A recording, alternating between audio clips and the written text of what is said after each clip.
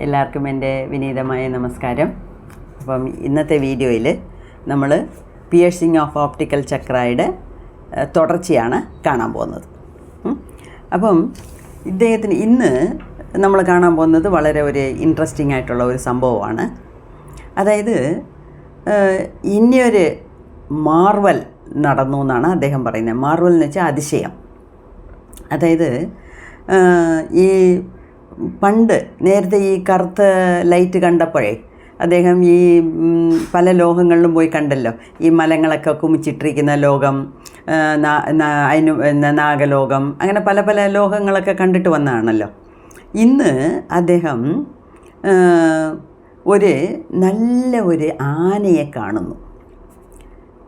മെഡിറ്റേഷനിലാണ് നല്ല ഒരു ആനയെ കാണുന്നു അദ്ദേഹത്തിൻ്റെ മുമ്പിൽ.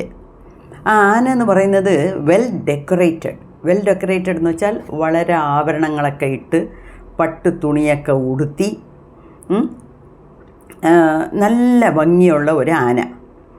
അതിന് 7 തലയുണ്ട്. ഭയങ്കര നല്ല ഹെവൻലി ക്ലോത്ത്സ് എന്നാണ് പറയുന്നത്. പട്ടുപോലുമല്ല, ഹെവൻലി ക്ലോത്ത്സ്. അത്രയ്ക്ക് ആഡംബരമായിട്ടുള്ള തുണികളും വലിയ വലിയ നെക്ലസുകളും, അതായത് സ്വർണം, പവിഴം, മുത്ത്, അങ്ങനെയൊക്കെ പല വില ഉയർന്ന കല്ലുകൾ പതിച്ച ഓർണമെൻറ്റ്സും ഒക്കെ ഇട്ടുകൊണ്ട് ഒരു ആന, 7 തലയുള്ള ഒരു ആന. അപ്പോൾ അതിൽ ആ ആഭരണങ്ങളൊക്കെ ആ സൂര്യ വെളിച്ചത്തിൽ മിന്നുന്ന പോലെ അങ്ങ് തിളങ്ങുക. പിന്നെ അപ്പോൾ ഈ ആന ഇങ്ങനെ ആലോചിച്ചുകൊണ്ടിരിക്കുക, ഇതെന്തുവാ ഇത് എന്ന് അങ്ങനെ അതിശയിച്ച് പോയി നിൽക്കുന്നു. അതാണ് മാർവൽ എന്ന് പറയുന്നത്. അതിന് പിന്നെ അദ്ദേഹം ഒരു ബുക്കെടുത്ത് വായിക്കുന്നു. ആ ബുക്കിലാണ് ഇദ്ദേഹം വായിച്ചപ്പോൾ മനസ്സിലാക്കിയത്, ആ ആന എന്ന് പറയുന്നത് ഐരാവതം എന്ന് നമ്മൾ പുരാണങ്ങളിൽ പഠിച്ച ആനയാണ്. അത് അദ്ദേഹത്തിൻ്റെ മെഡിറ്റേഷനിൽ അദ്ദേഹത്തിൻ്റെ മുമ്പിൽ വന്ന് നിന്ന ആനയുടെ പേരാണ് ഐരാവതം. അപ്പം ഇന്ദ്രലോകത്തിൽ നിന്ന് വന്നതാണ് ഈ ഐരാവതം. ഇങ്ങനത്തെ ഈ ഐരാവതത്തിനെ മെഡിറ്റേഷനിൽ കാണുന്നതും വളരെ നല്ലതാണ്. അതായത് മെഡിറ്റേഷനിൽ പാമ്പ് കൊത്തുന്ന പോലെ കാണുന്നത് നല്ലതാണ്. പാമ്പ് തീണ്ടുന്ന പോലെ, കടിക്കുന്ന പോലെ, കൊത്തുന്ന പോലെയൊക്കെ കാണുന്നത് നല്ലതാണ്. സ്വപ്നത്തിൽ പാമ്പ് കൊത്തുന്ന പോലെ കാണുന്നത് നല്ലതാണ്. ഈ മെഡിറ്റേഷനിൽ ഈ ഐരാവതം, ഇന്ദ്രലോകത്തിലുള്ള ഐരാവതം ആനയെ കാണുന്നതും ഒരു നല്ല സ്റ്റേജാണ് എന്നൊക്കെയാണ് അദ്ദേഹം പഠിച്ച് മനസ്സിലാക്കുന്നത്. പിന്നെ അദ്ദേഹം ധ്യാനത്തിലോട്ടങ്ങ് മുങ്ങിപ്പോയി, ഡീപ്പായിട്ട് പോയി. അപ്പോൾ ഇദ്ദേഹത്തിന് പറയുന്നത്, നമ്മൾക്ക് ഒരാളിനെ എത്ര ധ്യാനം ചെയ്യാൻ പറ്റുമോ അത്രയും സമയമേ ചെയ്യാവൂ. അതായത് നമ്മളുടെ ദേഹത്തിനെ ഫോഴ്സ് ചെയ്ത് ചെയ്യരുത്. ഇപ്പം ഞാനൊക്കെ 1 മണിക്കൂർ ധ്യാനം ചെയ്യണമെന്ന് വിചാരിച്ച് ടൈമർ വെച്ചുകൊണ്ടിരിക്കും. ചിലപ്പം ഈ 45 മിനിറ്റ്സ് 50 മിനിറ്റ്സ് ആകുമ്പോഴേ എന്താ ഇനി ബെല്ലടിക്കാത്തേ, സമയം കൂടിപ്പോയോ, കുറേ നേരം ഇരുന്ന പോലെ തോന്നും. ചിലപ്പം അങ്ങ് എണ്ണിച്ചാലോ, കണ്ണങ്ങ് തുറന്നാലോ ഒന്ന് തോന്നും. കണ്ണ് തുറന്നിട്ട് ടൈമർ നോക്കുമ്പോൾ ഇനി ഒരു 5 മിനിറ്റ്സ് കൂടെ ഉണ്ട്, ഒരു 10 മിനിറ്റ്സും കൂടെ ഉണ്ടെന്ന് കാണിക്കും. ചിലപ്പം ടൈമർ വയ്ക്കുന്നതുകൊണ്ട് അത് വേണമെങ്കിലും തട്ടിയിട്ട് നമുക്ക് കണ്ടിന്യൂ ചെയ്യാം. പക്ഷേ നമ്മളുടെ ശക്തി, നമ്മളുടെ ദേഹം എപ്പം മദീനാക്കുന്നോ അപ്പം നമ്മൾ അതിനെ നിർത്തണം എന്ന് പറയുന്നു. അപ്പം അദ്ദേഹം പറയുന്നത്, നമ്മളെ കൊണ്ട് താങ്ങാനൊക്കുന്ന സമയമേ അത് ചെയ്യാവൂ. എന്താണെന്ന് വെച്ചാൽ ഈ മെഡിറ്റേഷൻ ചെയ്യുമ്പോഴേ നമ്മുടെ ദേഹത്തുനിന്ന് എക്സ്ട്രാordinary ആയിട്ട്, അതായത് നോർമലായിട്ട് ഉള്ളതിനേക്കും കാട്ടിലും ശക്തി, ചൂട്, പവറ് എല്ലാം ഉണ്ടാകുന്നുണ്ട്. അപ്പോൾ അതിനെ താങ്ങാനുള്ള നമ്മുടെ ഈ സ്ഥൂല ശരീരം തയ്യാറാവണം. താങ്ങാനുള്ള ശക്തി ഈ സ്ഥൂല ശരീരത്തിന് വേണം. അതുമാത്രമല്ല, ഈ മെഡിറ്റേഷനിലിരിക്കുന്നവർക്ക് നല്ല സ്വഭാവം, നല്ല നടത്ത, ഗുഡ് കോണ്ടക്റ്റ്, നല്ല നടത്ത, സെലിബസി എന്ന് വെച്ചാൽ അവനവൻ്റെ കൺട്രോൾ, സെക്സിലാണെങ്കിലും ശരി, മറ്റ് അങ്ങനത്തെ ആവഹ കാര്യങ്ങളിലൊക്കെ നല്ല ഒരു കൺട്രോൾ വേണം. കല്യാണം കഴിഞ്ഞ് ദാമ്പത്യത്തിൽ ജീവിക്കുന്നവർക്ക് പോലും ഒരു ലിമിറ്റ് വെച്ചോണം. 15 ദിവസത്തിനൊരിക്കൽ, അല്ലെങ്കിൽ 10 ദിവസത്തിനൊരിക്കൽ, അല്ലെങ്കിൽ ഒരാഴ്ചയ്ക്കൊരിക്കൽ, അങ്ങനെയൊക്കെ ഒരു ലിമിറ്റ് വെച്ചേ ചെയ്യാവൂ. അതിനാണ്, അതായത് നമ്മളുടെ ശുക്ലത്തിനെ, നമ്മളുടെ എനർജിയെ അനാവശ്യമായിട്ട് വേസ്റ്റ് ആക്കരുത്. അതുമാത്രമല്ല, ഒരുപാട് പേർക്ക് ഈ വേണ്ടാത്ത ചിന്ത, ചുമ്മാ ഈ സൈറ്റ് അടിക്കുക, ഈ പെണ്ണുങ്ങളെ കാണുക, പല സിനിമാക്കൾ അല്ല പിക്ചേഴ്സ് കാണുക, അത് ഇപ്പോൾ ഇഷ്ടംപോലെ മൊബൈലിൽ കിടപ്പുണ്ട്. ദൈവം സഹായിച്ച് ഞാൻ പറയുക, ഇന്ന് വരെ ഞാൻ ഒരു സാധനം അങ്ങനെ കണ്ടിട്ടില്ല. എനിക്കതൊന്നും കാണണ്ട എന്നുള്ളതാണ്. അപ്പം ഇപ്പോഴത്തെ ആൺപിള്ളേരും പെൺപിള്ളേരും ഒക്കെ അതിൻ്റെ പിന്നിലാണ് എപ്പോഴും. പിള്ളേർ, കൊച്ചു പിള്ളേർ മാത്രമല്ല, മാരീഡ് ആളുകളും ശരി. 70 വയസ്സ് 80 വയസ്സുള്ള ആണുങ്ങൾക്കും ഈ പോർണോഗ്രാഫി കാണുന്നതിലൊക്കെ ഭയങ്കര ഇൻട്രസ്റ്റാണ്. അതുമാത്രമല്ല, ഈ വീട്ടിൽ തന്നെ ജോലിക്കാരികൾ വരുന്നു, കുനിഞ്ഞു തൂക്കുന്നു, അവരുടെ പുറകെ പോയി നിന്ന് നോക്കുക, അവരുടെ മുമ്പിൽ പോയി നിന്ന് നോക്കുക, അവർക്കറിയാതെ പോയി കാണുക. ഇതൊക്കെ ഒരു വളരെ ചീപ്പ് ബിഹേവിയേഴ്സാണ്. അപ്പം മനസ്സ് എപ്പോഴും അതിലേക്ക് കടന്ന് ചുറ്റുക. 12 മണിക്ക് ഉറക്കം വരാതെ 70 വയസ്സിൽ വീഡിയോയിൽ വേണ്ടാത്തതും ഇരുന്നിട്ട് രാവിലെ 3 മണിക്ക് എണ്ണിച്ച് മെഡിറ്റേഷൻ ചെയ്താൽ നടക്കുമോ എന്തെങ്കിലും? അതാണ് അദ്ദേഹം പറയുന്നത്, ഗുഡ് കോണ്ടക്റ്റ്, നല്ല നടത്ത, സെലിബസി എന്ന് വെച്ചാൽ അനാവശ്യമായിട്ട് നമ്മുടെ ശക്തിയെ വിരയം ചെയ്യരുത്, വേസ്റ്റ് ആക്കരുത്. സെൽഫ് കൺട്രോൾ വേണം. സെൽഫ് കൺട്രോൾ എന്ന് വെച്ചാൽ എല്ലാത്തിലും സെൽഫ് കൺട്രോൾ വേണം. ഈ ദാമ്പത്യത്തിൽ മാത്രമല്ല സെൽഫ് കൺട്രോൾ, എല്ലാത്തിലും. നമ്മൾ കാണുന്നതിൽ, കേൾക്കുന്നതിൽ, സംസാരിക്കുന്നതിൽ, ഡ്രസ് ചെയ്യുന്നതിൽ, എല്ലാത്തിലും ഒരു സെൽഫ് കൺട്രോൾ വേണം. ആൻഡ് ഈറ്റ് പ്യുവർ ഫുഡ്, ഇത് വളരെ വളരെ ഇമ്പോർട്ടൻ്റ് ആണ്. എപ്പോഴും ഈ പിസ്സയും ബർഗറും ചിക്കൻ ബിരിയാണിയും മസാലയൊക്കെ ഇട്ട് ചെയ്ത വെളിയിൽ നിന്ന് പല സാധനങ്ങളൊക്കെ വാങ്ങിച്ച് കഴിക്കുക, അല്ലെങ്കിൽ ഹോട്ടലിൽ പോയി കഴിക്കുക, അല്ലാതെ വേണ്ടാത്ത ശീലങ്ങൾ കുടിക്കുക, സിഗരറ്റ് ചെയ്യുക, സ്മോക്ക് ചെയ്യുക, ഇതൊക്കെ ചെയ്തിട്ട് പിറ്റേ ദിവസം ഞാൻ രാവിലെ ഇരുന്ന് മെഡിറ്റേഷൻ ചെയ്യുന്നു, എനിക്കൊന്നും നടക്കത്തില്ല എന്ന് വെച്ചാൽ ഒന്നും നടക്കത്തില്ല. അങ്ങനത്തെ ആൾക്കാർക്ക് ഒന്നും നടക്കരുത് എന്നുള്ളതാണ് എൻ്റെയും അഭിപ്രായം. അപ്പം ഈറ്റ് പ്യുവർ ഫുഡ്. ശരിക്കും പറഞ്ഞാൽ എൻ്റെ ഗുരു പറയും, മെഡിറ്റേഷൻ ചെയ്യുന്നവർ നോൺ മെഡിറ്റേറ്റേഴ്സ് ചെയ്യുന്നത് കഴിക്കാൻ പാടില്ല എന്ന്. എന്താണെന്ന് വെച്ചാൽ ആ ഫുഡിൽ പോലും അവരുടെ മനോഭാവം അതിനകത്ത് റിഫ്ലക്റ്റ് ആകും. അപ്പോൾ ഒരാൾ കരഞ്ഞുകൊണ്ടേ ഫുഡ് ഉണ്ടാക്കിയാൽ ആ കരച്ചിലിൻ്റെ വികാരം, ആ മനസ്സിൻ്റെ വികാരം അത്രയും ആ ഫുഡിൽ കാണും. അങ്ങനെ ചിലർ ഇത് പാചകം ചെയ്യുമ്പോഴേ പ്രായിക്കൊണ്ടായിരിക്കും ചെയ്യുന്നത്. വെച്ചാൽ വീട്ടിലെന്തെങ്കിലും വഴക്കായിരിക്കും, അവർക്ക് അവരുടെ വോയിസ് ഇല്ല, അവർക്കൊന്നും എതിർത്ത് പറയാൻ വയ്യ. അപ്പോൾ അതെല്ലാം പാത്രത്തിലാണ് കാണിക്കുന്നത് പെണ്ണുങ്ങൾ. മലക്കറി അരിയുമ്പം, അല്ലെങ്കിൽ പാചകം ചെയ്യുമ്പോൾ, അല്ലെങ്കിൽ എന്തെങ്കിലുമൊക്കെ പ്രായിക്കൊണ്ടേ ചെയ്യും. അങ്ങനൊന്നും ചെയ്യാനേ പാടില്ല. രാമകൃഷ്ണ പരമഹംസർ പറഞ്ഞിട്ടുണ്ട്, മുണമുണത്തോണ്ട് ഒരു കാര്യവും ചെയ്യരുത്. മുണമുണക്കുന്നതെന്ന് വെച്ചാൽ പെറുപിറുക്കുന്നത്. മലയാളത്തിൽ അങ്ങനെയാണ് അവർ പറയുന്നത്. പെറുപിറുത്തോണ്ട് ചെയ്യരുത്. ഇവൻ വലിയ യോഗ്യൻ, എന്നെ കുറ്റം പറയാൻ വന്നു, എന്നെ ചെയ്യുന്നു, അവൻ അങ്ങനെയാണ്, ഇവൻ ഇങ്ങനെയാണ്, അവൻ നശിച്ചു പോട്ടെ, അങ്ങനെയൊക്കെ ബ്രാഹിക്കൊണ്ടും എന്തിനാ പെറുപിറുക്കുന്നതെന്ന് വെച്ചാൽ അവർക്ക് ശബ്ദമിട്ട് പറയാൻ പോലും അവിടെ ആ വീട്ടിൽ അവർക്ക് അധികാരമില്ല. അതൊരു കഷ്ടമായ ഒരു നിലപാടാണ്, ഇല്ലയെന്ന് ഞാൻ പറയുന്നില്ല. എന്നാലും നമുക്ക് അതിനെ സഹിക്കാനും അതിനെ നമുക്ക് പ്രതികരിക്കാനുള്ള അവകാശം അവിടെ തരുന്നില്ല ആളുകൾ. അതുകൊണ്ടാണല്ലോ ഇങ്ങനെയൊക്കെ വരുന്നത്. പക്ഷേ എന്തായിരുന്നാലും അതിനെയും നമ്മൾ ദഹനം ചെയ്തു പോകണം. അപ്പം ഒരു പാചകം ചെയ്യുമ്പം നമ്മളുടെ മനസ്ഥിതി വളരെ ശുദ്ധമായിട്ടിരിക്കണം. അതുകൊണ്ടാണ് പറയുന്നത്, മെഡിറ്റേറ്റേഴ്സ് ഇപ്പം ഇപ്പം നമ്മൾ മെഡിറ്റേറ്റ് ചെയ്യുന്നു, ഇപ്പം എന്തെങ്കിലും ഒരു ദിവസം ഹോട്ടലിൽ പോയി, അല്ലെങ്കിൽ ഒരു കല്യാണത്തിന് പോയി. ഇപ്പം കല്യാണത്തിന് പാചകം ചെയ്യുന്നവൻ എന്തെങ്കിലും ഒരു ദുഃഖത്തിലായിരിക്കും പാചകം ചെയ്തുകൊണ്ട് ഇളക്കി ചെയ്യുന്നത്. അപ്പോൾ അവൻ്റെ മനസ്ഥിതിയുടെ വികാരം ആ ഫുഡിലുണ്ട്. അപ്പം നമ്മൾ കഴിക്കുന്നു. അതുകൊണ്ടാണല്ലോ ഞാൻ ഇത് നേരത്തെയും പറഞ്ഞിട്ടുണ്ട്. അപ്പം നമ്മൾ ആ ഫുഡിൻ്റെ ശ്ലോകം പറയണം. ബ്രഹ്മാർപ്പണം ബ്രഹ്മഹവി. അതായത് ഈ അരിയും ഈ ഫുഡും ബ്രഹ്മനാണ്, ഇത് കഴിക്കുന്നത് ഞാനാണ്. ഈ ഫുഡും ഞാനാണ്, ഇത് കഴിക്കുന്നതും ഞാനാണ്.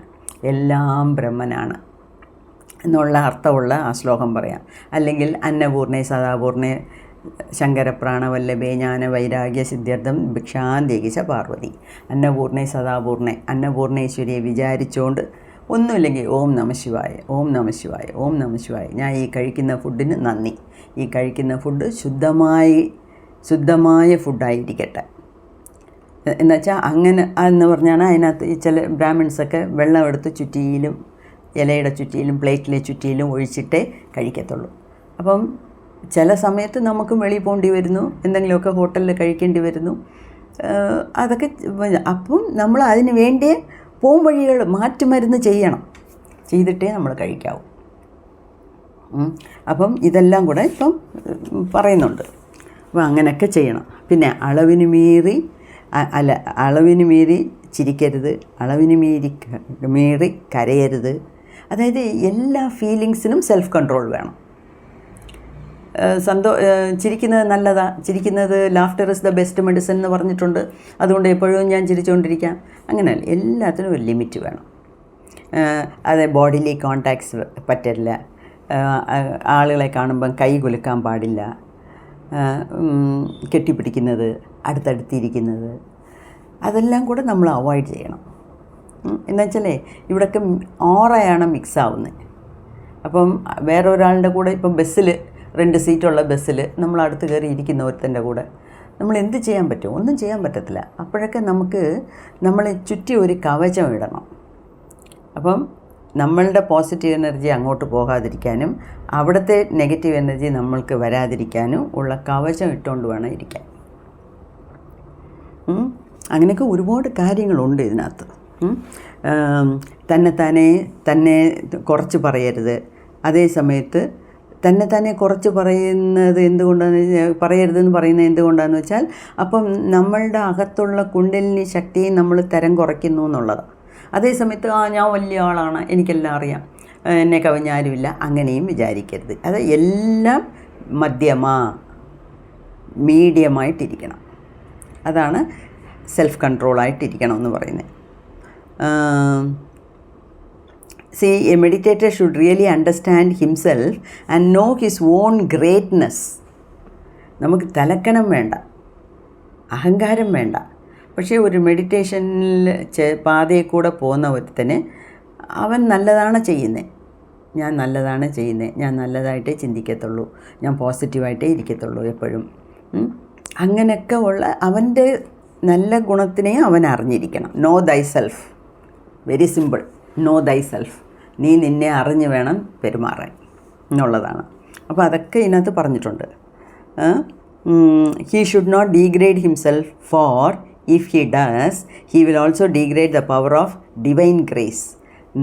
നമ്മളെ ഒരുപാട് തരം താഴ്ത്തി നമ്മൾ ചിന്തിക്കരുത്, ഒന്നിനും കൊള്ളരുത്. സെൽഫ് ലവ് നേരത്തെ ഞാൻ പറഞ്ഞിട്ടുണ്ട്, സെൽഫ് ലവ് വേണം.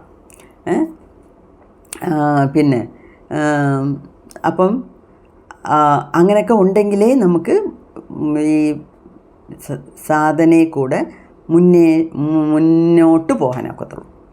ഓക്കെ. അപ്പം ഇദ്ദേഹത്തിൻ്റെ അടുത്ത് ഒരുപാട് പേര് വന്ന് പറയുമെന്ന്, ബാബാജി ഞാൻ വന്ന് മെഡിറ്റേഷൻ ചെയ്യുന്നു, പക്ഷേ അതിനകത്തൊരു സന്തോഷമില്ല, എനിക്ക് ഒരു കാഴ്ചകൾ, അതായത് വിഷൻസ് ഒന്നും കിട്ടുന്നില്ല. I had a vision in meditation but did not turn out to be true. എനിക്ക് മെഡിറ്റേഷനിൽ ഏതോ ഒരു കാഴ്ച കിട്ടി, ഒരു ദൃശ്യം കിട്ടി, പക്ഷേ അതൊന്നും സത്യമല്ല. അങ്ങനെയൊക്കെ എത്രയോ പേര് അവരവരുടെ പോരായ്മയെക്കുറിച്ച് പറയുന്നുണ്ട്. എനിക്ക് മെഡിറ്റേഷനിൽ കണ്ണടച്ചാൽ പേടിയാവുന്നു, അങ്ങനെയൊക്കെ ഒരുപാട് കാര്യങ്ങൾ അവർ വന്ന് പറയുന്നുണ്ട്. അപ്പോൾ ഇതിനൊക്കെ കാരണം നിങ്ങളെക്കുറിച്ചും നിങ്ങളുടെ ദേഹത്തുള്ള ആ ചിത് ശക്തിയെക്കുറിച്ചും കുണ്ടലിനി ശക്തിക്കും നിങ്ങൾ കൊടുക്കുന്ന ഡിസ്റെസ്പെക്റ്റാണ്. നിങ്ങൾ അതിനുള്ള മര്യാദ കൊടുക്കുന്നില്ല. Self love is very important. Self love വേണം, സെൽഫ് റെസ്പെക്റ്റ് വേണം. നമ്മൾ റെസ്പെക്റ്റ് ചെയ്യണം. നമ്മൾ റെസ്പെക്റ്റ് ചെയ്താലേ മറ്റൊരു നമ്മളെ മതിക്കത്തുള്ളൂ. അപ്പം നമ്മളുടെ ദേഹത്തിനകത്തുള്ള ശക്തിയെ റെസ്പെക്റ്റ് ചെയ്യണം. അപ്പോഴേ നമുക്കും നല്ലതുകൾ നടക്കത്തുള്ളൂ. അതുമാത്രമല്ല, ഗുരുവിൻ്റെ അനുഗ്രഹത്തിന് നമ്മൾ മതിപ്പ് കൊടുക്കണം. അങ്ങനെയൊക്കെ ഒരുപാട് കാര്യങ്ങൾ ഇതിനകത്ത് എഴുതിയിട്ടുണ്ട്. ഇതെല്ലാം വരിക്ക് വരി സത്യമാണ്. അതുകൊണ്ട് തന്നെയാണ് ഇപ്പോൾ ഇതെല്ലാം കൂടെ ഒന്നിച്ച് ഇതൊക്കെ പറയുന്നു അങ്ങനെയൊക്കെ പറയുന്നത് ഓടിച്ചു വിട്ട് എനിക്ക് പറയാൻ അറിയാൻ വയ്യാത്ത കൊണ്ടല്ല. ഞാൻ എന്തിനാ ഇതെല്ലാം ബുക്കും വെച്ച് നോക്കി വായിച്ച് അല്ലെങ്കിൽ എഴുതി കുറിച്ചിട്ട് പറയുന്നതെന്ന് വെച്ചാൽ ഇതെല്ലാം നമുക്ക് ആവശ്യമാണ്. ഈ ചിത്ശക്തിയുടെ വീഡിയോ തന്നെ എത്ര പോട്ടെ, അതിനെന്താ, നമുക്ക് എണ്ണമല്ലല്ലോ വലുത്, അതിനകത്തുള്ള മാറ്ററാണ് വലുത്, ഇല്ലയോ? ഒരു സ്വാമി നമുക്ക് വേണ്ടി സാധകാസ് ലിസൺ എന്ന് പറഞ്ഞ് നമുക്ക് ഇത്രയും പഠിപ്പിച്ച് തരുന്നെങ്കിൽ നമ്മൾ അതിന് ഗ്രേറ്റ്ഫുള്ളായിട്ടിരിക്കണം. അതുകൊണ്ട് തന്നെയാണ് എത്ര വീഡിയോ പോയാലും പോട്ടെ, നമുക്ക് ഒരു ബുക്ക് എടുത്താൽ അതിനെ പെർഫെക്റ്റായിട്ട് ചെയ്യണമെന്നുള്ളതാണ് എൻ്റെ ആഗ്രഹം. എന്നുവെച്ചാൽ ഓരോ വാക്കിനും അത്രയും വിലയുണ്ട്. അദ്ദേഹം എഴുതിയ ഓരോ വാക്കിനും അത്രയും പവറുണ്ട്. അതുകൊണ്ട് തന്നെയാണ് ഞാനും പതുക്കെ കുറേശ്ശെ പോകുന്നത്. എന്താ വെച്ചാൽ ഇത് കേൾക്കുന്നവരെല്ലാം ഇതിനെ അത്രയും 100% ഗ്രഹിച്ചെടുക്കണം. അത്രയും ഗ്രഹിച്ചെടുത്ത് മനസ്സിലാക്കിയാൽ മാത്രമേ നമുക്കും നല്ല ഒരു വഴി കിട്ടത്തുള്ളൂ.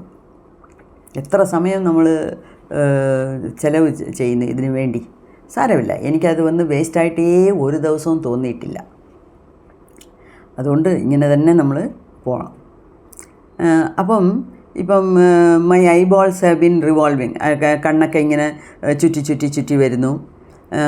പിന്നെ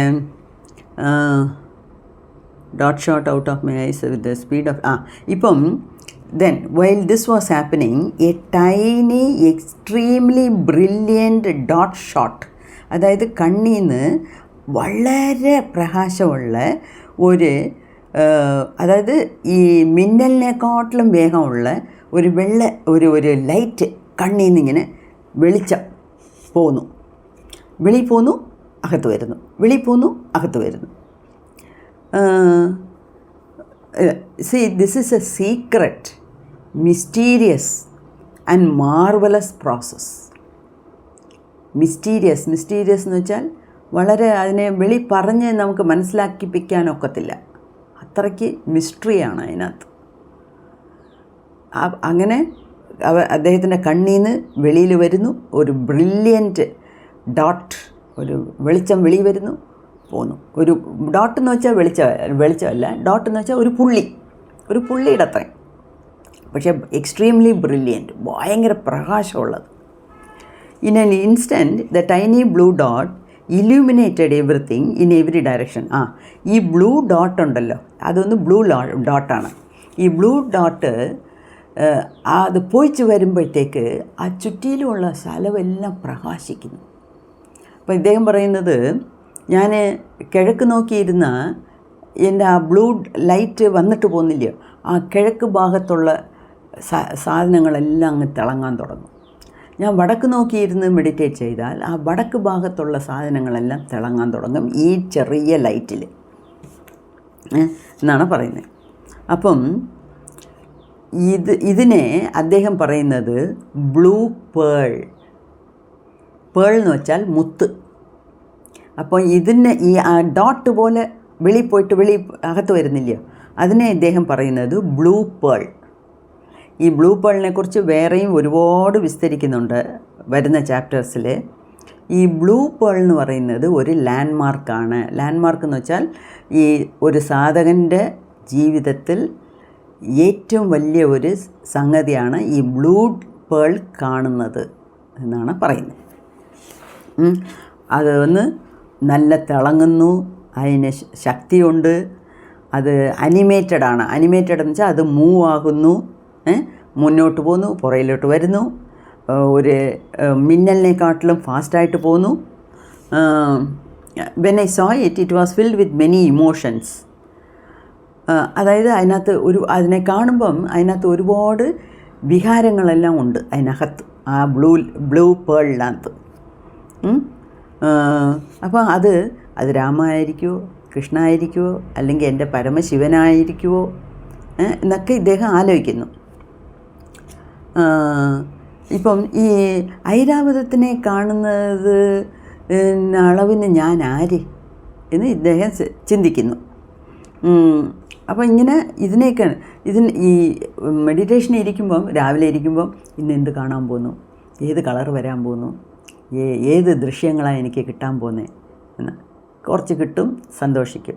പിന്നെ വൈകുന്നേരം മെഡിറ്റേഷൻ, എന്തൊക്കെയാണ് കാണാൻ പോകുന്നത്, ഒരു എക്സൈറ്റ്മെൻറ്റാണ്. ഒരു കൊച്ചു കുഞ്ഞിന് ഒരു 3 വയസ്സ് കുഞ്ഞിനെ ഒരു ബർത്ത്ഡേ ഗിഫ്റ്റ് കൊടുക്കുന്നു, ഓപ്പൺ ആൻഡ് സീ എന്ന് പറയുമ്പോഴേ അതിനകത്ത് എന്തോ ഇരിക്കും, ചോക്ലേറ്റാണോ, യൂണിക്കോണാണോ, അല്ലെങ്കിൽ വലിയ ഒരു ഗിഫ്റ്റാണോ, എന്ത് വേണമെങ്കിലും ആയിരിക്കാം. അപ്പോൾ അത് കാണുമ്പോൾ ഒരു എക്സൈറ്റ്മെൻറ്റ് ഇല്ല. അങ്ങനെയാണ് ഇദ്ദേഹത്തിന് ഓരോ ദിവസം മെഡിറ്റേഷനിൽ ഇരിക്കുമ്പോഴും ഒരു ആകാംക്ഷയോടെയാണ് നോക്കുന്നത്.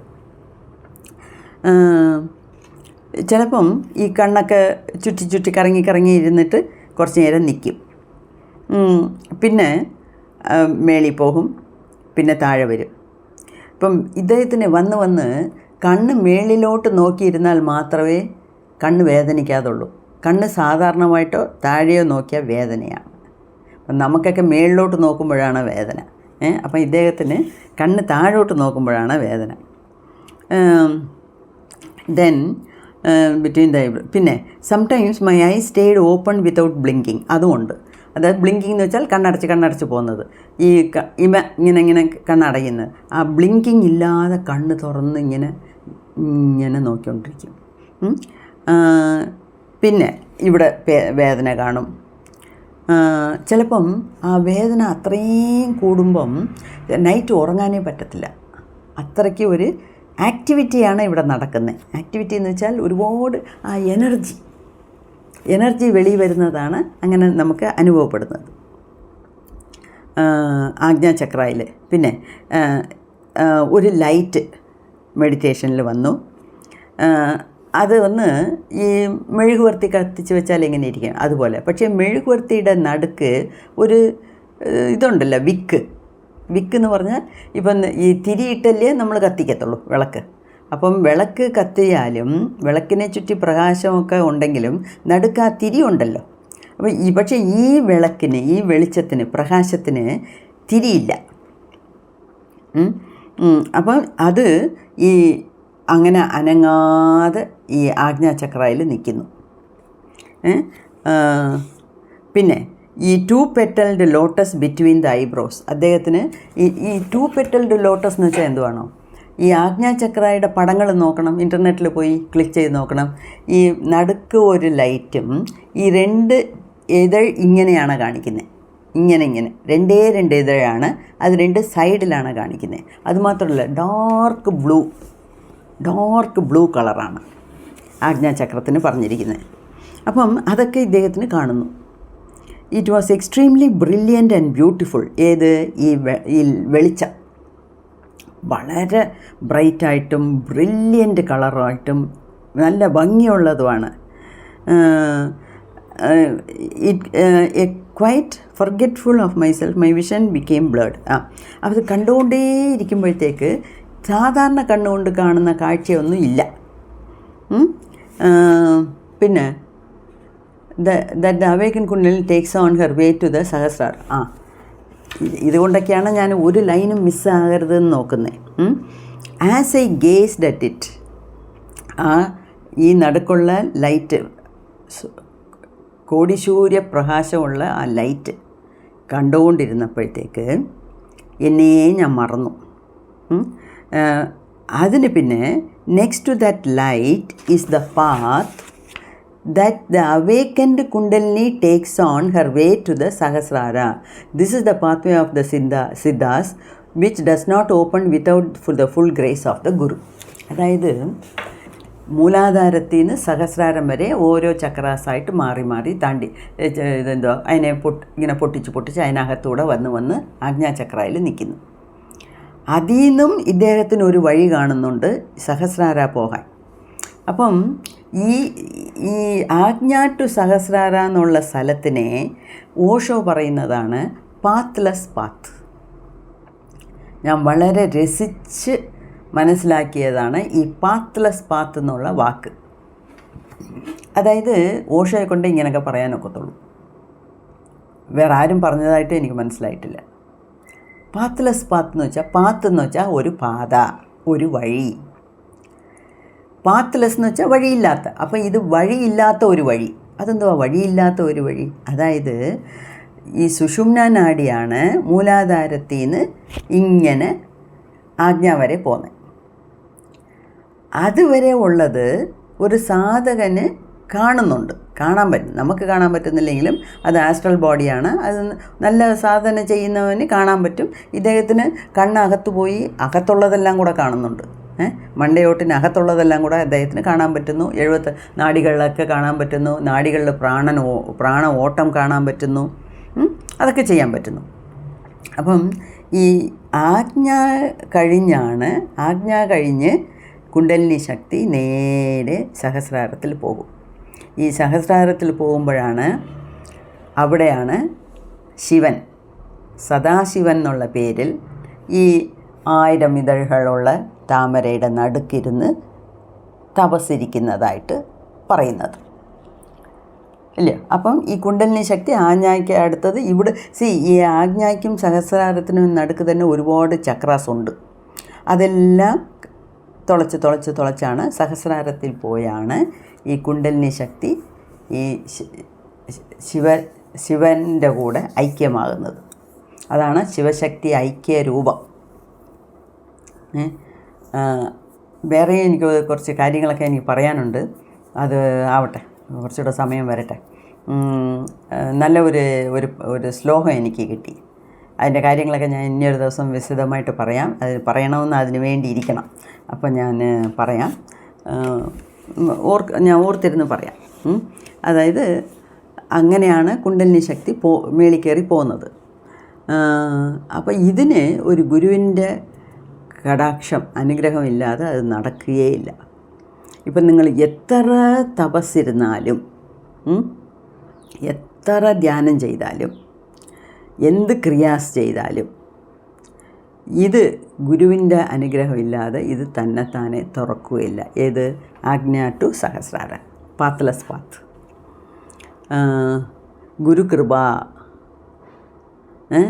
ഗുരുകൃപ മാത്രം ഉണ്ടെങ്കിലേ ഇത് നടക്കത്തുള്ളൂ എന്ന് പറയുന്നു.